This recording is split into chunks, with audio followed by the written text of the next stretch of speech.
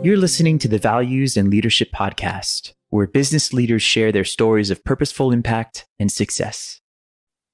Hello and welcome to the Values and Leadership Podcast, the podcast for innovative leaders who want to apply new ways of doing things in work and deploy their talents and time to earn their legacy every day. I am your host, Ahmed Arif. This episode is the production of CorpoCure, a values-based leadership development advisory firm that unleashes possibilities for leaders in elevating their business and its people to their next best stage and have a powerful impact in business and in life. Today we have a special guest. We have Rob Baker. Rob is world leading when it comes to enabling and encouraging job crafting within workplaces. He is the author of Personalization at Work, a practical and evidence-informed guide to applying job crafting, published by Kogan Page in March 2020. His work, ideas, and research on how people can personalize and bring their whole and best selves to their jobs have been presented at academic and professional conferences around the globe. Rob is a specialist in bringing positive psychology to life within organizations.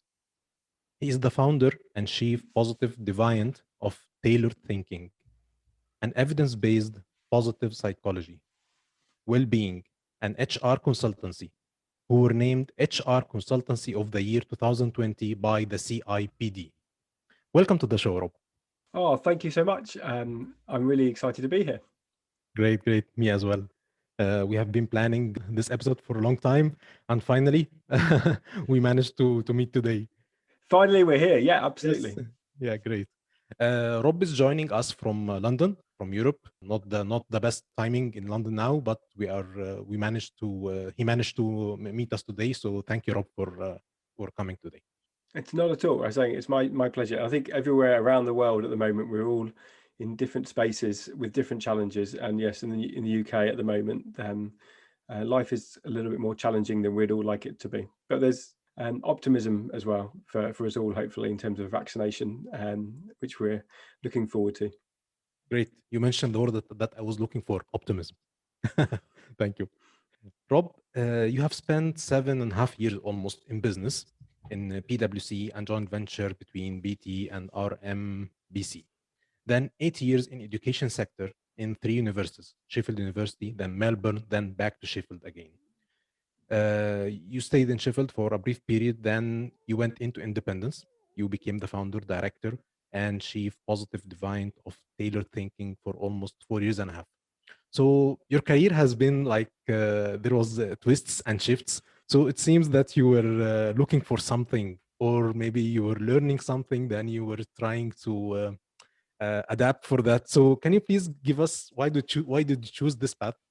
Yeah, it's funny. It didn't feel that strange at the time, but when you say it like that, it does sound quite eclectic, I suppose, in terms of what I've done. So, as a starting point, my kind of background at university was studying psychology. So I've always been interested within that field in terms of particularly human performance. I'm someone who's in the past been a competitive athlete, and I'm always interested about what are the environments, what are the kind of contexts to enable people to perform at their best. And after graduating, I was looking for kind of ways of maybe tapping into that, and I wasn't looking necessarily to go into the sporting arena, but potentially looking at applying that within workplaces. And so my kind of the first jobs that I got at PwC as a consultancy role was in the field of human resources. So there, although I did a lot of kind of eclectic roles and activities, kind of looking at kind of reward and evaluating roles and looking at change and transformation, the curiosity that I always brought to it was around actually how do we create solutions for people to perform at their best. That was what was kind of driving my curiosity at PwC. And then after a bit of time, I did all my HR qualifications with the CIPD, which is Europe's biggest HR professional body. And I was enjoying, again, learning about the discipline of HR, but I was feeling a bit of a fraud in the fact that I hadn't actually got my hands dirty in an operational HR role, because in terms of consulting, you tend to give people advice and kind of strategies and ideas, but you don't actually deliver on those yourself. You leave someone else to do that for you. And so my next kind of 2 or 3 roles were actually operational roles, where I was trying to gain more direct HR experience. And it just so happened, after working for this joint venture with British Telecom and Rotherham Borough Council, that I ended up at the University of Sheffield. And the University of Sheffield had a really strong, and still do, reputation for people-led practices within the higher education sector, but just broadly as an organisation that really invests in its people. And the HR leadership team were seen as pioneering in terms of their approaches. So when a position came available there, I was something that I was really kind of interested in, and I learned an awful lot from working with some amazing colleagues there. And I learned a lot again about how to support kind of business leaders to support their colleagues in terms of getting the best out of people. And also trying to create environments that people kind of want to come to work each day. That was something I was interested in. And then from Sheffield, I was very lucky to get offered a job at the University of Melbourne. And Melbourne, my experiences in Melbourne were significant for me for 3 reasons. So first, we had our son there, so that's kind of a very personal thing that was important to me. Second was that I got involved in a really significant change and transformation project at Melbourne, so that we restructured 6,000 people, the professional staffing side of the university. So half were academic and half were professional. We changed the roles and responsibilities for those individuals, and it was a really interesting and rich experience in terms of actually how to do that effectively. And there's things we got right, and there's things that I think, on retrospect, that I certainly personally got wrong. And the third thing that was significant about the time there was I studied for a master's in positive psychology, and it was during this study that I had the opportunity to really understand what the latest kind of evidence and thinking was around optimal functioning and performance, be that at all aspects of life. But again, I was really interested in exploring this from a work perspective. And then one day, one lecture, we had a session on job crafting and the benefits of personalizing work. And I was I really remember distinctly when I had this lecture, because it just basically could have changed my kind of worldview about work, and it hasn't changed since, in the fact that the research was showing that when people personalized or craft their jobs, they felt a sense of engagement with their job. They had high levels of well-being and high levels of performance. And yet I realized that in HR, traditionally, we spent all our time squeezing individuality out of jobs, in terms of, in the spirit of trying to be effective and efficient. We'd kind of put people in boxes, and we very much encourage leaders to kind of to set the direction for other people. And so we were, without realizing it, we were squeezing that individuality out of the workplaces. And it maybe explained why we were seeing in the places I've worked, and also more widely, why people weren't as interested and as engaged in their work as they could be. So having discovered that, I was really curious about exploring it further. And when we came back to the UK, I had a decision about, do I go into a kind of another HR leadership role, or do I do something different? And going back to my consultancy roots, I decided I wanted to found Tailored Thinking, which is a positive psychology, wellbeing and HR consultancy, to really bring the science to practice with organizations. So I see the role of our organization to be the bridge between kind of science and practice. And that's what I've been doing ever since. Amazing. You mentioned a lot of great things now, and this actually pops a lot of questions. And actually, everything ties up neatly in what you mentioned. You had your curiosity about human performance, then you elevated this kind of perception into finding, through positive psychology. You started to have a newer thinking. Then you started to have to aid the people in the university into a people-led practices, and you wanted to support leaders to see the best of the people. And you engaged yourself into a big project into Melbourne University, where you had a transformation project, where you changed the roles and responsibilities for around 6,000 jobs. How did you do that? Did you do that from the consultancy perspective that you had before, or you went down below to the people and you engaged them and you know your needs? How did you do that? So that's the interesting point when I was saying with that project that was really eye-opening to me, and things that I think on retrospect I could have got better. I think the project worked successfully well. So in terms of it was 6,000 people at Melbourne, and we restructured 3,000 of them, so it's half the workforce. from the professional side. And we worked with some leading consultants to do that, so external consultants to help us with the planning, but we was very much top down. So we had the best thinking, some brilliant minds working on the projects in terms of designing the structures, and there were workshops where we kind of tapped into ideas from individuals. But what I found and was maybe dissatisfied about was that maybe there wasn't a sense of ownership in people in terms of the new roles. So people were happy to get new roles within the new structure, and some of them were quite clear and people understood them. But there were also new roles where we're expecting people to do new things with maybe new behaviours and new expectations. And because people hadn't been involved in the kind of co-creation of the structure, they felt very alien to them. So they weren't necessarily fully able to perform in their role as effectively as they could do. And in reality, I think that although we talk about a change project in terms of it wanting to move from one state to the next, in reality, the project paralyzed the organization, or at least could have slowed it down for 12 to 24 months when we were going through this. And it took that time for people to really understand their roles. If in retrospect, and I have done this with organizations in retrospect, I really I strongly believe in the idea now of kind of co-creating solutions wherever possible, and ensuring that there's a really clear and strong dialogue between individuals and project teams who are dealing with the work, so that there's a sense of people feel that some of their ideas in terms of the final structure. And that's not to say there wasn't at Melbourne at all, but I think there wasn't as much as I'd like to do, and certainly not as much as I encourage organizations to have now.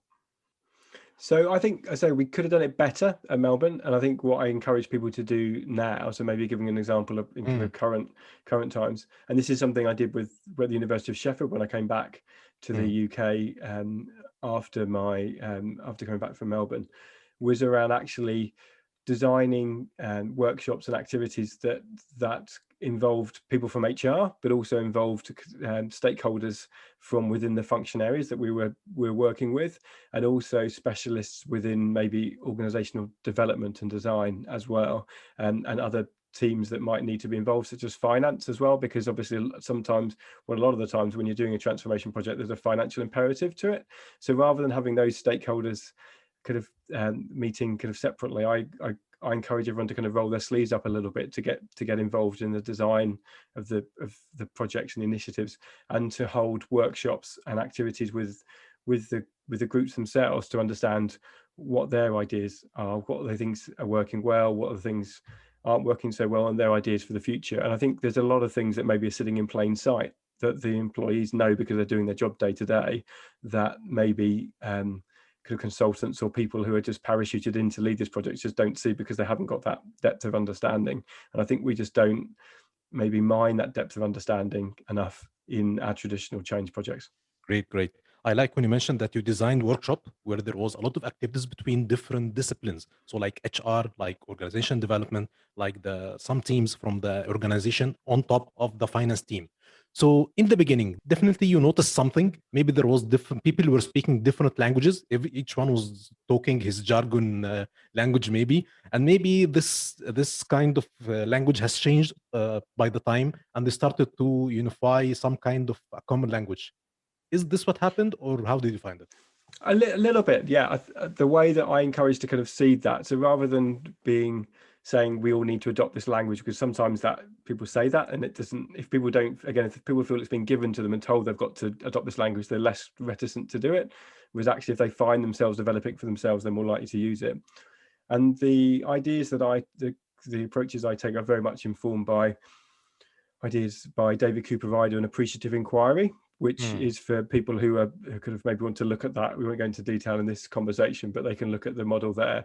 And very much this approach of Appreciative Inquiry is understanding what's working really well at the moment and how you can amplify that, and trying to create a vision of a kind of a peak outcome for the function area in the future. So that if that's an HR team, it's like, how is a peak, what does a peak output for the HR team look like in, say, 5 years time or something? What does that look and feel like? What will people be doing? What will people be saying about us? And doing those exercises where you're peering into the future, people can leave behind a little bit about some of their reservations about the problems they have in the moment, which people have often find hard to kind of get beyond. But if you get people to peer into the future and talk about what the future might look like, what people are doing, and what people are saying about them, how they're in contact with other people, you start to change people's language. You start to kind of lift people's heads upwards rather than kind of downwards, as it were, or maybe behind them, looking at the past. And if you get them people walking towards that future, and people have co-created that idea of what that future looks like, that's when I find you start having a common language about the behaviors and the mindset, because people know where they're working, they're going to, and people share common ideas and behaviors in terms of how to do it. Great, great. I like the appreciative inquiry example that you mentioned, where people start to understand what works well for them and they start to amplify it, like HR people, as you mentioned, and they started to pivot into the future and co create together the new future. So I found this very powerful, and it works with you as well. So during this workshop, they did this job crafting exercise as well. So I've done job crafting within change. Generally, I get people to do job crafting once people have got a sense of what the new roles and responsibilities look like. So if you think about, I do job crafting kind of workshops, activities with people at any stage of an organization in terms of their development. So it could be when it's been newly formed, when it's kind of already kind of been in its current state for a long period of time, or when it's ripe for kind of maybe transformation. So any stage of an organization's or team's kind of development job, you can kind of bring in job crafting. But when it comes to change, I tend to find it's really useful to do it once people have got new roles and structures. So as I mentioned at Melbourne, we found that we were giving people the roles, they were being appointed to them, but then they didn't necessarily kind of fully understand what they looked like and felt like, and the behaviors that they needed to adopt. So what I do to encourage people to kind of get a bit of sense of those roles and personalize them is to explore this idea of job crafting. And so job crafting is saying that you've got a kind of a standard role, a kind of a footprint, a blueprint of what that role looks like, but actually we want you to maybe customize certain elements of it in terms of maybe how you act or how you interact with other people or how you think about your job, so that it's a better reflection of you as an individual. And by doing that, you're kind of tapping into your strengths, your passions, your individuality. And it's not about redesigning jobs radically, it's about finding really small iterative changes that you can make to your role. So I tend to find that with a change project, it's maybe useful to do it maybe 3 months or maybe 6 months when people are in new roles, because they've got a sense of what they're supposed to be doing, what it looks like, and then it's saying, well, how can we make this role even better? If you get someone to do it from day one in a new role, it's very difficult for them to think about how they can make their role better because they haven't done it. So I find you need to get some element of experience first before you look to personalize or craft or customize your role. Great. So people goes into when you mention now the job crafting, you said it's like you're having a standard role, then you start to customize it, you start to make reflection, and you have to combine your strength and your passion into that, and you start to make the changes. Now, when people do this according to their individual strengths, so I think new processes is going now to emerge. So how do they bridge now the process together? So they have to sit with each other, correct? From different teams, I mean. Yes. So what I find is useful when people could have job crafted, people would job craft anyway. So if you ask most people, and you explore the concept of job crafting and saying, have you ever in your career kind of personalize your approach to a job, or tried, done a task in a new way, or maybe changed how you interact with people, or volunteered for a project, or could have developed a deep skill set about something. So most people will have done this, but they would have done it maybe without realizing they were doing it, without intention. And job crafting encourages people to do it deliberately with intent. And what I encourage people to do is share with others how they're crafting their role. So when you're job crafting, you don't do it in secret. The idea is that you do it actually thinking about, how's this going to impact on you as an individual? How's it going to impact on your colleagues? And how's it going to impact on the outcome for the function area? And so when you're talking about teams and having discussions about this, often I find it can be really useful as a team together to go through a job crafting exercise where people can talk about how they're going to personalize their roles and share those stories, so people get a sense of what's happening, and kind of there's buy-in there, obviously, within the leadership team as well. So that's how you can do it at an individual level, but you can also do this at a team level as well. So within a team, you can get people to craft craft jobs, and I can talk to you about that as well if that's useful. Great, great. So in the job crafting, it's better to include the beneficiaries of my job. So I have to think what's the outcome of my job, who's the beneficiary. So I need to include them as well, correct? Yeah, so I don't necessarily need to physically include them in terms of the discussions, but mentally at least, I find it really helpful to get people to think about when they're crafting, and this applies to pretty much anything you're doing with an organization. It's saying, how's this impacting on the individual, you as an individual, how's this impacting on your colleagues, your teammates, and how's this impacting on the beneficiaries of the work that you do, be that kind of internal or external. So it might be kind of customers internal to the organization, or kind of customers external to them. And by just doing that, it gives you a sense to actually realize what are the ramifications of the change and the benefits of doing it. And I find that can be just a very simple but kind of really useful exercise to do with people before you're thinking about any change, but specifically around a job role. Great, great. So job crafting now you are more into the HR function. So when you go to an organization and you tell them I'll make job crafting, so definitely HR people will be, wow, what's he going to do? This is our property now. So how come you reach a consensus with them before the project start on the extent of the change? That's a brilliant question. So thanks for asking it. And I think I'd like to say there's a fair amount of skepticism still in terms of kind of job crafting. So as I mentioned, when I came across the concept, I realized that actually most of my time in HR, I've been kind of squeezing the individuality out of people's roles. For comfort and for control and consistency and efficiency, we want things to be as a kind of efficient, as one size fits all as possible, as standardized as possible. And I think that's what kind of a lot of HR people have been rewarded for in the past. So when you encourage a concept such as job crafting, you're kind of actually saying, no, we need to maybe embrace people's messiness or their individuality, their strengths, and maybe not have such a tight control over how people do their jobs. So people are skeptical about it, but I tend to challenge that skepticism in three ways. So number one is to share kind of evidence and stories of how people have done it in different organizations. Number two is to actually kind of share evidence that suggests that when people job craft, they tend to do it in ways that are responsible and positive for themselves and colleagues. And also they tend to do it in ways that take kind of relatively small amounts of time. So 5 minutes a day, 10 minutes a day, or an hour a week. So most people, the changes aren't significant in terms of radically changing how they do their job. So the impact of it is massive for the individual, but quite small in terms of the changes to customers maybe. And the third thing that I get people to do is test it. So I always encourage organizations. I think in HR, we're not good at testing things. We kind of go big bang. We want to do we want to do everything across an entire organization without actually doing an experiment and seeing, does this work for us and the organization? So I tend to get people to select 3 groups to go through a job crafting workshop first to see if they recommend positive benefits. And the feedback that I get from doing that is that the majority of people would recommend the job crafting workshops to other people. So I always collect the data from this, and I'm currently, I think, trending about 97 to 98% of people who've gone through job crafting workshops have always recommended them, that they are things that their colleagues can go on as well. And that's a really powerful statistic in terms of when you're trying to encourage HR colleagues and leaders to adopt something like job crafting. Mm-hmm. Great, great.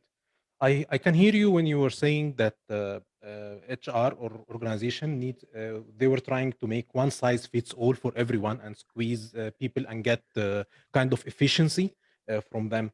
And this is one of the needs of the businesses, to get consistency from people. So that's why they are looking for this kind of one size fits all.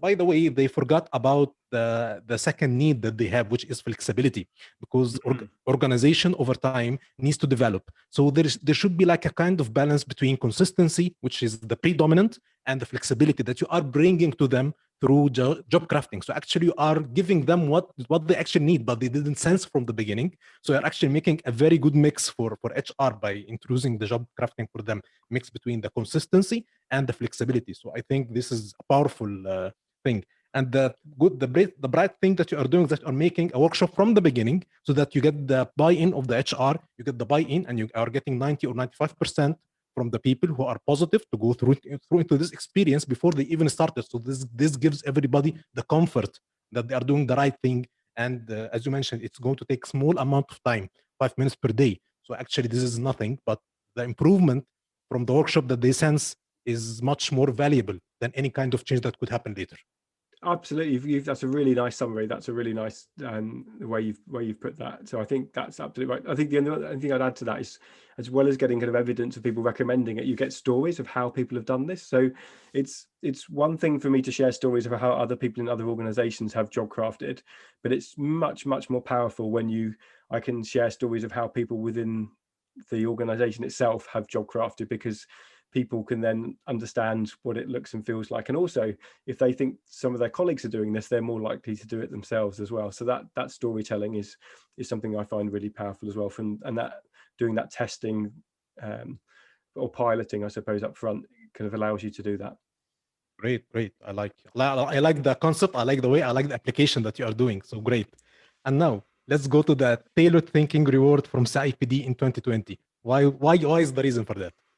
So yeah, I was delighted by this, and for a young company to get such an accolade, it was just amazing. And the award process itself is something that happens on an annual basis. So it's something that I had seen other organisations apply for and be nominated before. So there's a company in the UK called Emotion at Work, who I admire, and they're quite kind of a young and growing company as well. And so they got to the final stages last year of the awards, and so it was something that I could have piqued my interest and attention for.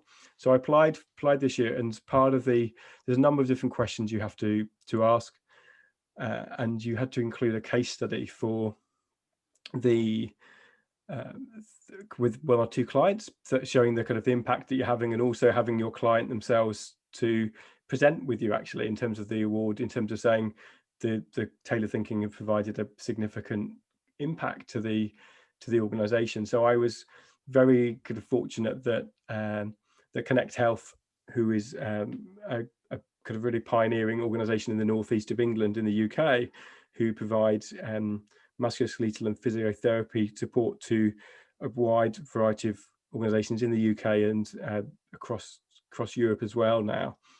And we developed a job crafting initiative with them as part of their performance review process. And over the course of the year, they were really fascinated and curious about how they could use job crafting, not only to make a better employee experience and high levels of engagement for their staff, but also support retention, because physiotherapies were a very hard to reach kind of group.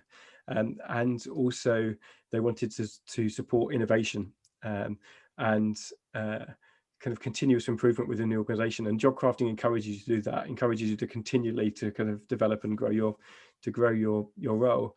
And we had some amazing outcomes from the project. So again, we tested it with different groups, and we introduced job crafting conversations every quarter during the year. So they'd have a formal review with their manager, and as part of that, they would discuss a different element of their job and how they liked it and how they could make it better. So that might be their tasks, it might be their skills, it might be their well-being.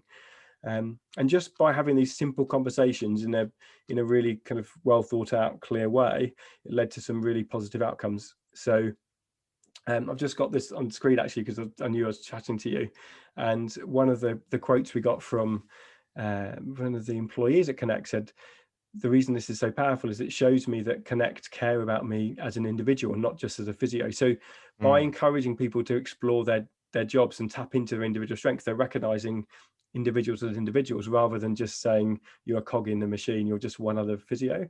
And that kind of led to some really positive outcomes. So for example, there was on the annual review of career satisfaction, there was a 24% increase in people saying, actually, Connect Health care about my kind of career, my development, compared with the previous year before the job crafting initiative had come about. So and just to be really clear to everyone listening, I can't say there's a causality. I can't say the job crafting project was the thing that changed all these things, but I can say that these are the measures we were hoping to change through the project, and these are the outcomes that came out of it. So we were really pleased with that. The other kind of impact that I'm always kind of really pleased with was that there was a 5,000 or 4,900 days reduction in sickness absence, and it was an increase, a 16% increase in people rating Connect Health as a great place to work. So that was kind of they were all really positive outcomes. And so that case study was part of the award process that we had to kind of put together. And the CIPD wanted to make sure that the consultancy was embodying their kind of principles of as a people profession, of being evidence-based, of being impactful, of being people focused. And luckily the judges thought that tailored thinking ticked all those boxes, so we're delighted to win. Great. What an achievement as a startup in the HR. What a reward for you, because all the efforts that you have been done in the almost 20 years is having its fruits now, and it's being recognized by others as well. So this gives you even greater motive to continue and even improve on that and help others to innovate, same like you have innovated in your career. Thank you, Oh, Rob. thank you. That's very nice of you to say that. Thank you. Thank you very much, Rob, for this short time. But actually, it was very valuable and very beneficial. And if you like to have a last word for the listeners, I'd be more than happy to listen to you. Yeah, well, just say thank you very much for your time. And if people are curious or interested about some of the ideas that I've talked about, then please do kind of connect with myself or Tailored Thinking on LinkedIn, or through our website, which is tailoredthinking.co.uk. And as you mentioned, the book. So again, if people are really interested in an in-depth understanding of job crafting, I've done my best to kind of try and synthesize the research in a practical way, and readers can be the judge of whether I've done that or not. But they can check that book out, Personalization at Work, through any good or evil book seller online. Great. Thank you very much, Rob, for your time. Thank you for all the insights. Thank you very much. Thank you. Thank you.